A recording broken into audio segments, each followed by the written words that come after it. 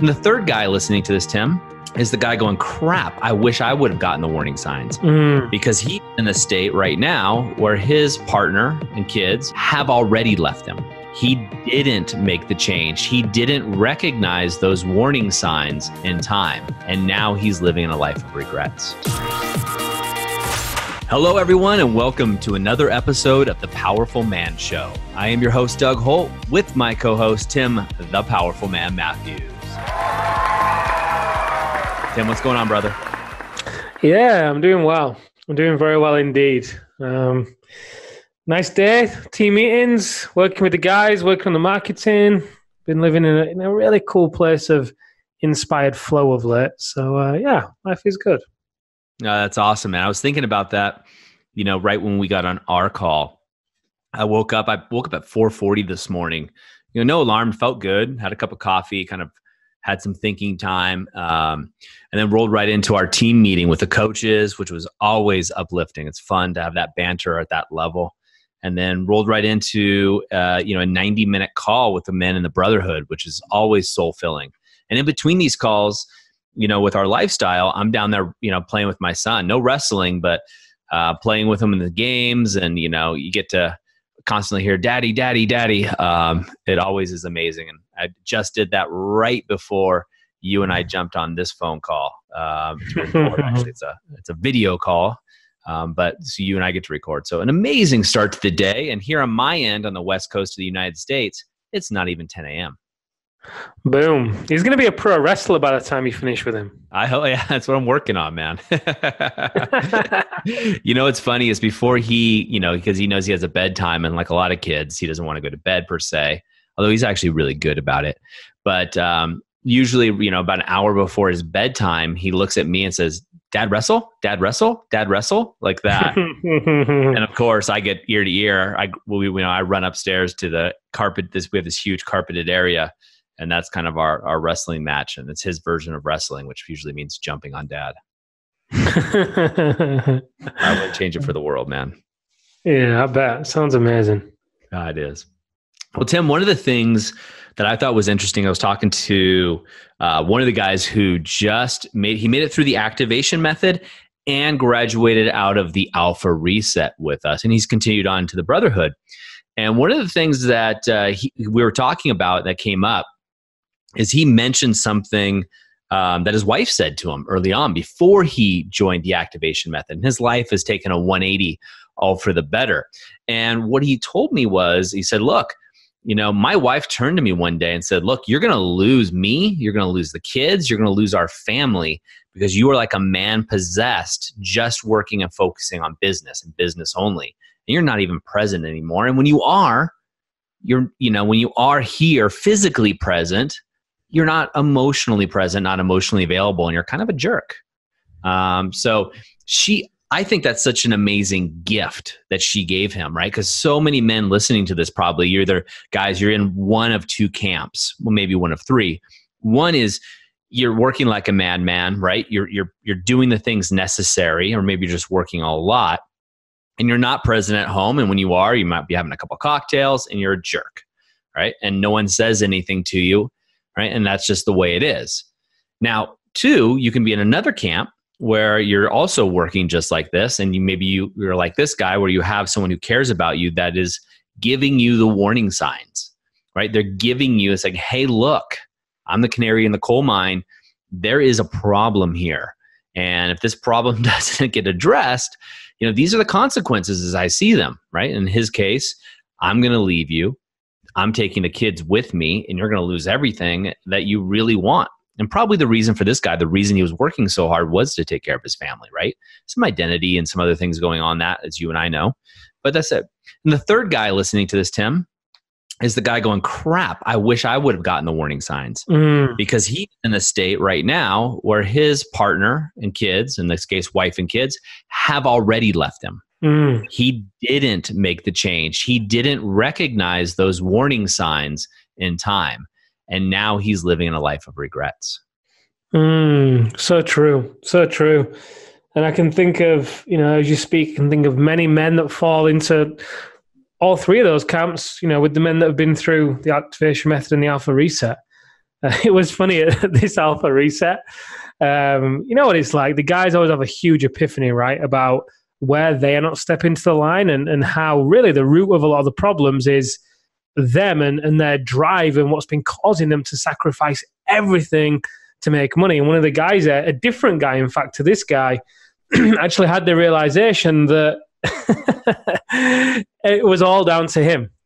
And he was going through marriage counseling, but not really giving it his all. And we then said, look, you're going to stop the marriage counseling? And then Arthur, one of the coaches, said, well, Tim, it depends, who instigated the counseling. And then his head dropped further and said, well, it was me. I was the one that said there were all these problems, and I was the one turning around and saying that it was my wife's fault and that she didn't appreciate me and that she didn't understand that I had to work hard for us, and all the stories that the men tend to tell themselves. And then in the marriage counseling, because his wife, she could see, it's easier from the outside looking in, right? When you're in it and you're the guy and you're growing the business and you're juggling all these balls, granted, perspective can be a little bit lost. So hearing things like this, listen, if you don't change, we're going to leave, is invaluable. And it's all down to whether or not you pay attention to those warning signs, because she's only going to say that so many times, right? She's only going to say it maybe one or two times. And it's when she stops saying it, and when the woman then starts to withdraw and becomes quite, distant, and I think the best way to describe it is that when she starts to withdraw emotionally, you've got a real problem, because, usually what women then do is they will then look at all the options, not immediately, but over time. They will then look at the options and look at where they stand, and if they were to split up, who'd be likely to get the kids, and who would keep the house, and where would the husband live, and how would it work with the schooling, and on what days would they have the kids, and women figure it out, whereas men just dive in and figure it out later. So pay attention to the warning signs, because we have had it when those guys haven't paid attention, and he's come home from work and there's been a note on the table with his wife's handwriting on, addressed to him, opens the note and it's divorce papers, and the wife has gone with his daughter, and he's then left to figure it all out. And then you're then playing catch up, then trying to get the woman back, but by that point you've pushed her so far away, you've made so many broken promises that it's just, she doesn't believe it. The trust is gone. Yeah, and when the trust is gone, it's a really hard bridge to repair. And, when we talk about those three camps, Tim, something that I've come to learn in my journey, in my quest here, is to be proactive on those ideas. They say, I pulled up the stat as you were talking, it's over 70%. That's a huge number, right? So over more than 7 out of 10 women, if you've got 10 married women in a room, or they're divorced, right, that actually took separation, 7 of them at least started it, right? 7 of the women initiated the divorce procedures. That's a huge number. Wow. That's not even close to 50-50 or even 60-40. 70-30 or above is gigantic. And one of the things, guys, you can do as a man listening to this, if you find yourself in one of those camps, is be proactive, right? Don't wait to get marriage counseling when things are bad. Do it ahead of time. Work on yourself. Get counseling, get work on yourself. Recognize those warning signs and pay attention. We talk about also in the psychology of the genders, right? Men and women are different, right? Women have what's called diffused awareness, right? They're constantly being aware of everything around them all the time. They talk about this, Tim, through archaeological research or anthropological research. When we look at the differences in the sexes, is if you think about caveman times or prehistoric times, so to speak, women always had to look out for everything, right? They would go to forage in the land, and we'll use the berry patch as the analogy here. But while they're at the berry patch, they had to always be aware of what was going on around them while they picked the berries. They had to watch the kid. Where are the kids?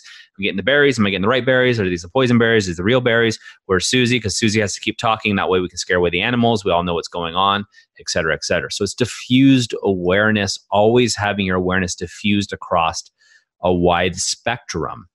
Whereas men, we are very directionally focused, right? We focus on usually one thing. So back to prehistoric times, hunting. And when we hunt, we don't talk, right? You got to be quiet. You got to stalk your prey. You have to be very focused on what you're doing. And those senses get honed to a level that allows us to compete.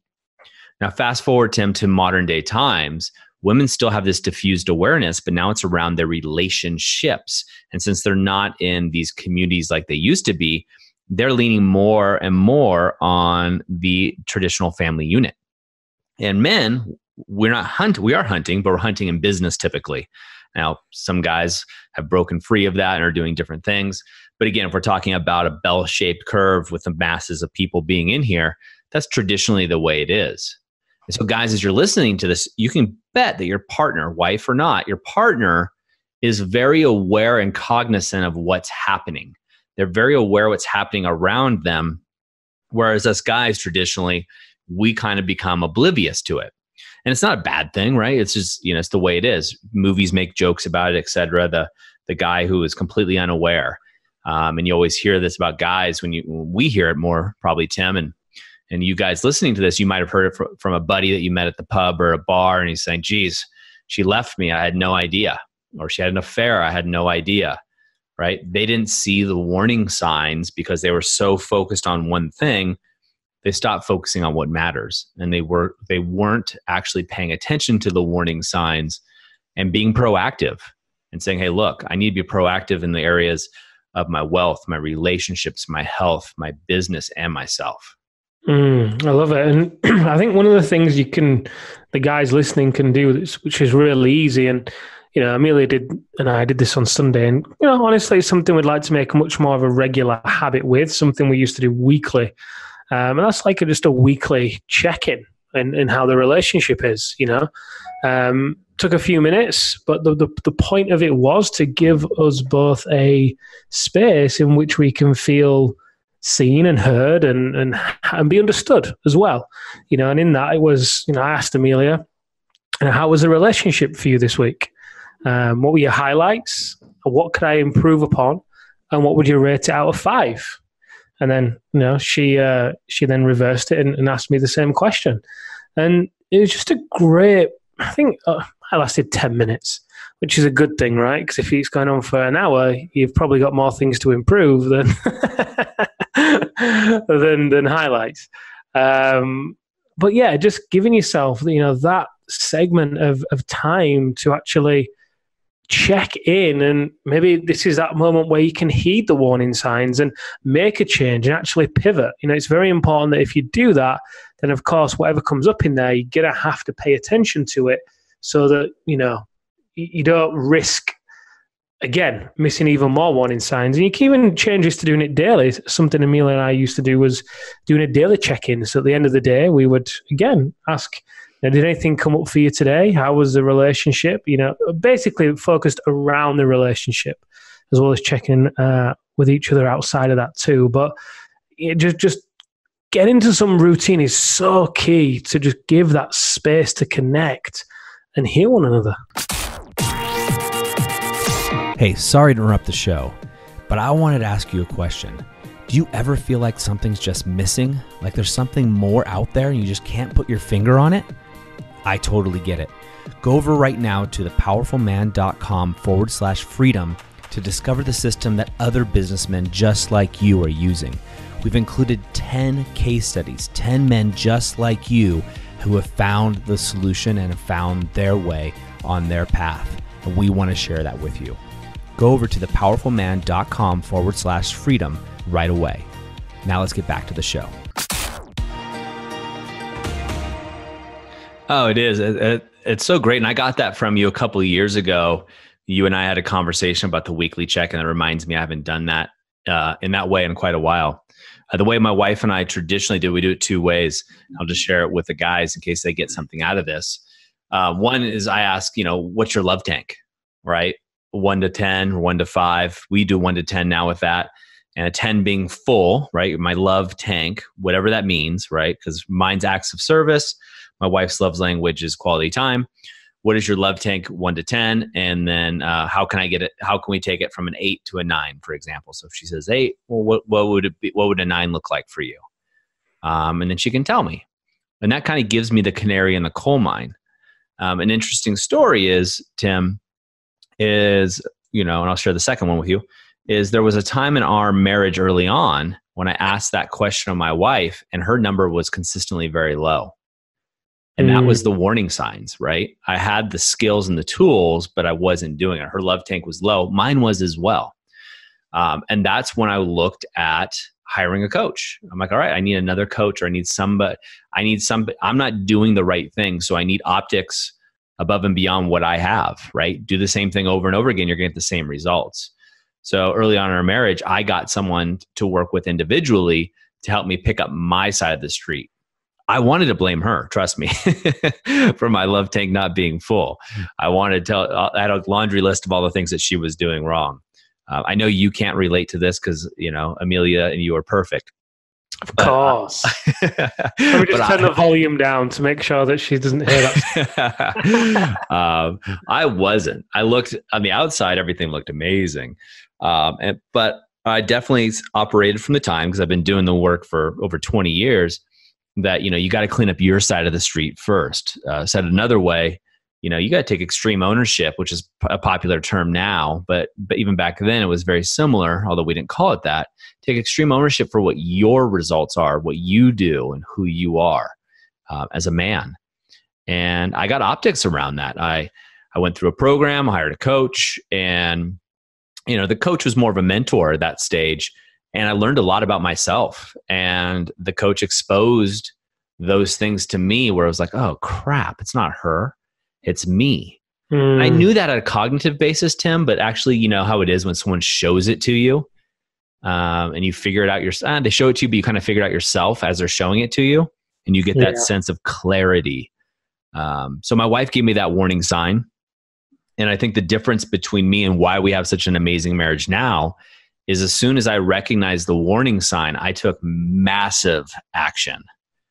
I mean, massive action. I pulled the trigger way above and beyond what I could afford, the time I had. I had 3 businesses. I just the story was I had no time. All my money was invested in the capital in the businesses. But I went all in, and fast forward to today, beautiful marriage, wrestling with my son, baby on the way. But had I not done that, not recognized those warning signs, I know for a fact, if I didn't take action, it didn't work, I would be in a very different position right now. You're then in a position of playing catch up, right? Because if you don't pay attention to the warning signs, and let's say, the worst happens and you end up getting divorced, then you're always in that position of almost like damage repair, damage limitation, because you want to then limit the effect it has on the kids. You wanting to manage the relationship with your wife on an ongoing basis, even though you're both probably going to want to end up in a relationship with somebody else at some point. So you're always in this position of playing catch up. And, like you were saying, I didn't have enough time. So the cost to you there in your own mind, may have been time. It may have been opportunity. It may have been growing the business further. But in reality, the actual cost that was beneath the surface that you hadn't yet seen there would have definitely been a financial cost, of course, which, I don't know what it's like in the US, but I think the average divorce in the UK costs about 200,000 once they split all the assets and all the rest of it as well. It's a significant expense. But then more important to that expense is the emotional expense, and the stress and the toll it takes as well to actually then go through that process. You either pay attention to the warning signs and do the work now, or ignore the warning signs, pay the price, and have an even tougher journey after that, because the journey after that is going to be way more disruptive and expensive and stressful than if you would actually just change right now in this moment. So, I mean, if you're listening to this, guys, and, listen, the reality is, if you're listening to this and you even have a shred of doubt as to, how well your relationship is, how connected you guys are, how much love there is and intimacy and so forth, then that's enough to tell you that there's something amiss. There really is. And I've had obviously I'm the one that speaks to the men when they come into the program and the enrollment conversations. And I've had conversations with men that have literally have just come out of marriage counseling. And when we actually get to the end of the conversation, they realize that sometimes what actually is causing a lot of the drifting in the relationship is that the man just isn't there. He's been taught to believe that the way to provide is financially. So what he then does is he goes out and he hustles and forces and grinds and makes money, but loses himself in the process. And as a result, he doesn't have anything left to give when he gets home, either physically or emotionally. He's there, but he's not there.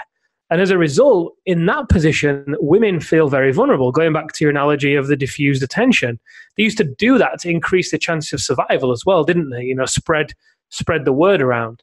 And, when a woman doesn't have that strong masculine, and when I say strong, I mean emotionally present. When she doesn't have that emotionally present masculine container, if you will, in which to have the diffused attention within, then she feels vulnerable to attack, at which point she'll do one of two things. Either rise and become the alpha, which isn't the natural position, or she'll fall and become anxious or depressed or seek salvation in the arms of other men. Now, when I speak to the men and they realize this, they do something that often has a profound effect. They go home and they take complete ownership of how they have been showing up. Saying something along the lines of, hey, Amelia, I know that lately I've not been present. I've been really busy in the business. I understand that when I'm doing that, I'm not here for you. And, when I'm not here for you, you feel like, X, Y, Z, whatever it is. And I won't go into the full version of it because it's a little bit long. But point being is, once they take ownership, what that then does to the woman is they breathe a sigh of relief, because the guy is seeing where he isn't stepping to the line and he's seeing it out of his own accord. And then when he chooses to actually do something to change it, that's when she starts to trust again, bit by bit. Because we also see with this particular guy that came out of the Alpha Reset that we opened the show with, he's been tested by his wife numerous occasions. And we see this time and time again. And they get tested by the wives because the women want to prod and poke and make sure that this is real. The change that's going on is real and it's coming from the right place. And it's not just coming to get laid or, to have more sex. It's coming because this is what the guy knows he must do and what he wants to do. And in the instance of, these guys, once they come clean and they implement some of the changes like you spoke about, Doug, or even the check-ins, that you are going to be tested. But the beauty of this is that if you are being tested, be grateful, because you could be that guy in that position who left it too late and he didn't get this opportunity to be tested. He didn't get the opportunity to make amends, to change things and turn them around. And you do not want to be in that position. We've seen guys in that position. It's not a nice position to be in. It's a very painful position. Oh yeah, and it's one, Tim, that people don't really talk about that much, right? It's kind of like, how are things going? It's a little rough, and that's all I'll say. But you and I have the opportunity of seeing the true colors of really comes out when this happens and going through it. And it's really, really, it's to me, it is the lack of opportunity and optics of getting that clarity, ignoring the warning signs, and again, not being proactive. We're in such a reactive society nowadays. We are so reactive. And the idea of what is a powerful man? What is a man supposed to be doing, should be, could be doing, et cetera, et cetera. And most of those visions that you see online or in movies is all around money. Sometimes it's around physical power too. But what brings a man to his knees more often than not isn't the lack of money. It's their relationships. It's the regrets that they have. It's chasing somebody else's dream and ignoring the warning signs that have been put forth to them, and ignoring them altogether and not being proactive, not doing the work that they should be doing. And, like me, fast forward the story I shared, of not stepping into a program to help and not doing the things that are necessary. Do it now before you need it. If you need it, do it right away.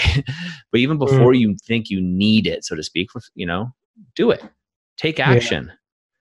Make yourself better. As Stephen Covey says, sharpen the saw, right? Do those things today. Yeah, totally. I think, the thing that I really want to emphasize here is the undercurrent of there's always a belief system operating that you must get to the root of and change in order for you to really shift your relationship. Because otherwise, if you don't look there and go there, you can do all these great things and use the tools like do the weekly review or do the check-in or, whatever else. But you're going to be relying on willpower. And it's only going to last so long. Whereas if you actually get to the underlying beliefs like you did, Doug, and that's where your big shift happened, right? You actually understood, it's me, it's not her, it's me. And this is why it's me. And this is what I've got to do to change. Having those kind of optics gives you the leverage in which to actually make the change so much easier. Whereas if you just realize there's a problem in your relationship and you go and fix it by just focusing on it, then Einstein said it best, you cannot solve a problem at the same level of thinking that created it. So although you'll be going into your relationship and doing certain things, you'll still be operating from the same place that created it. So you've got to get to that root and understand what's been driving you to become so out of balance, ignore the warning signs, and end up in this position, and then change it, get rid of it. And you can do it. You can do it. We see men do it time and time again. And I have every confidence that you'd be able to do it too. Absolutely love it. So, and Tim, in wrapping up, let's give these guys, 2 or 3 take-home points that they can take and take action today, right in this moment of discovery, guys. We say in the moment of insight, you want to take massive action. I don't care if you're at the gym, if you're driving, or if you're out for a run, or doing housework, whatever it is you're doing where you're listening to this podcast. If anything that Tim or I said resonated with you, this is time to take massive action, be proactive, and move the ball forward. Tim, what are a couple of things that you have for the men? I think it's very important. The first thing is for you to come clean and take ownership with the woman in your life and let her know what it is that you are seeing, the ways in which you are falling short and why you're falling short. Maybe she's heard that before. If she has heard that before, then I would recommend going and asking her some questions to get optics, whether it is, what's your love tank? How's the relationship working for you right now? What are your highlights? How can I improve? What would you give it out of 5? And if you've been doing that as well, then you've just got to get some help and support, because obviously if you're doing that and it's not working for you, then you're running the risk of just repeating the same old cycle and that trust dissolving even further. And I assume that you don't want that. I assume that if you've listened this far, then you want to be in your marriage and you want to have your family bit together. And if you do, then get some support. And in my opinion, get support from, men, a group of people that have been there and done that. And obviously I'm going to say it's us for obvious reasons. So head over to thepowerfulman.com/freedom and just check out some of the case studies on there of men that have been in this position and have managed to turn it around before it's been too late.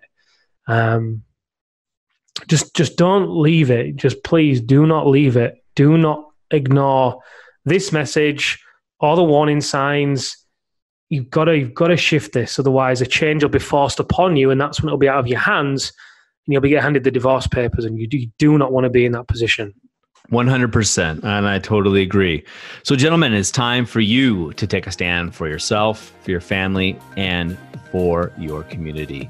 That's it for us, Tim. It's another wrap of the Powerful Man Show. Guys, we will see you next time.